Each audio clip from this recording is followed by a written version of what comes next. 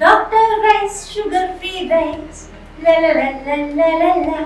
Doctor rice diabetic rice ని తినండి. అన్నవరం మాజీ శాసనసభ్యుడు వల్లభనేని వంశీమోహన్ గారిని రాత్రి నుంచి కూడా పాత్రికేయ ప్రపంచం మీరే సాక్ష్యంగా చూస్తున్నారు.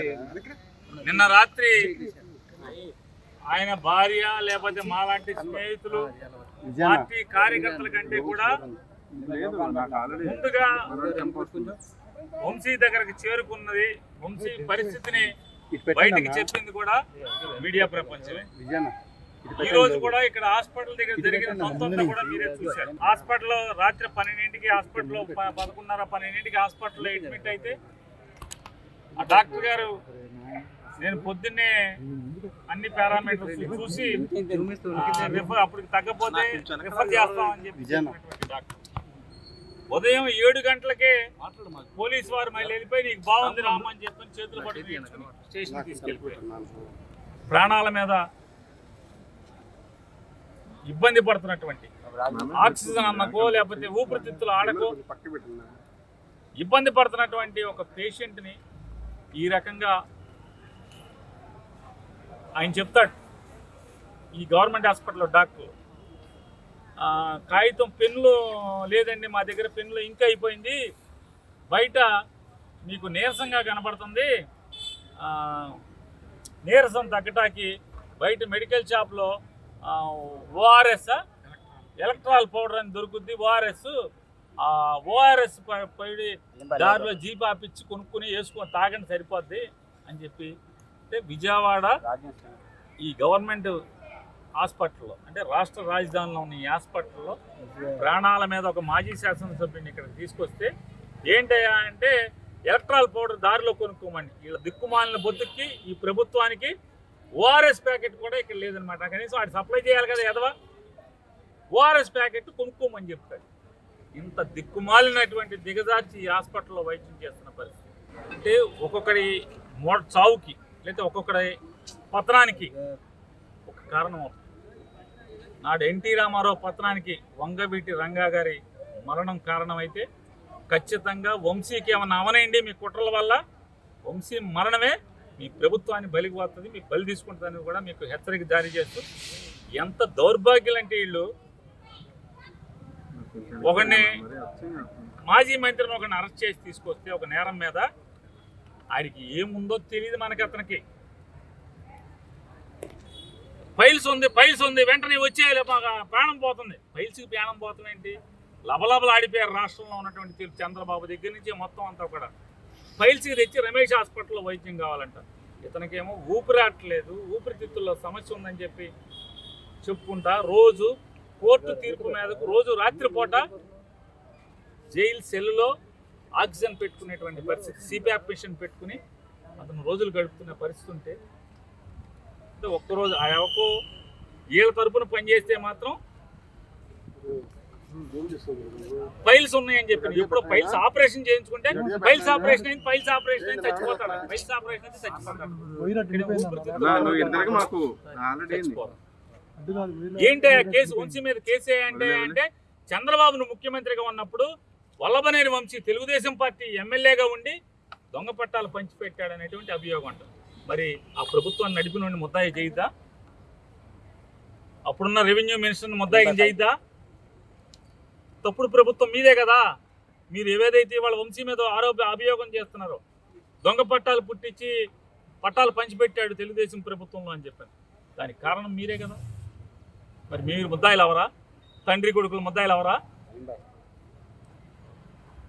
కాబట్టి మీ ఏపోడు అంటే మీ జెండా మోస్తే ఏ పాపాలు చేసినా పర్లేదు, మీ జెండా మోస్తే పాపాలు చేసిన వాడికి 10 రోజుల క్రితం ఫైల్స్ ఆపరేషన్ అయితే అది ప్రాణం పోతుంది.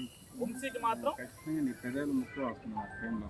ఊపిరితిత్తులు ఇబ్బంది ఉన్నా కూడా ఇక్కడ వైద్యం ఇవ్వకూడదు. ఇటువంటి దుర్మార్గ పోకడలు ఈ ప్రభుత్వంలో జరుగుతున్నాయి. దేన్నైనా వైఎస్ఆర్ కాంగ్రెస్ పార్టీ జెండా మోసేవాడు. నిన్న ఒకరిని చూసాం మనం దాచేపల్లిలో, పశువు కంటే హీనంగా భాస్కర్ రావు అనే ఒకడు తెలుగుదేశం వాడి కారు వేసుకొచ్చి మఫ్టీ బట్టల్లో ఎక్కించుకెళ్ళి ఏ రకంగా కొట్టారో మొత్తం ప్రపంచం అంతా చూసింది.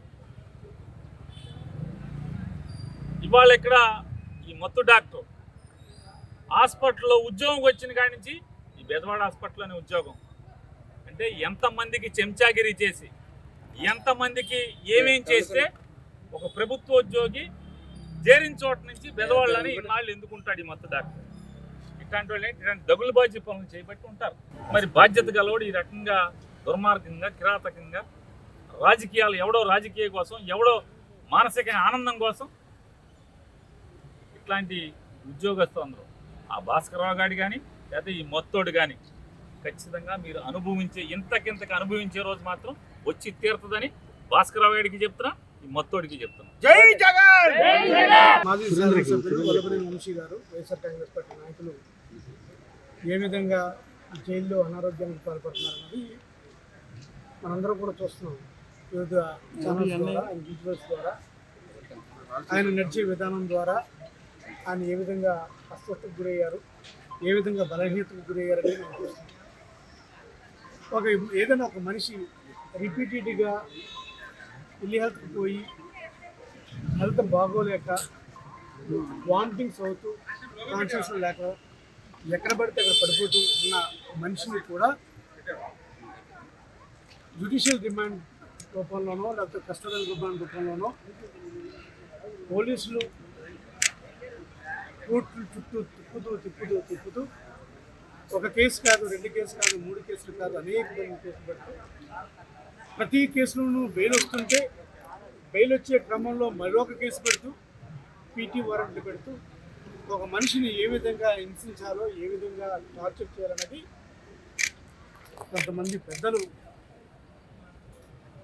దీని మీద పన్నాగం పండి ఎట్టి పరిస్థితుల్లో కూడా వంశీ గారిని మరింత టార్చర్ పెట్టాలి, మరింత హింసించాలని అని వాళ్ళు తరించి ఈ విధంగా టార్చర్ చేస్తున్నారు. ఏ మనిషికైనా సరే ఒక హ్యుమానిటేరియన్ నేచర్ ఉంటుంది, ఎంతో కొంత హ్యూమన్ టచ్ ఉంటుంది.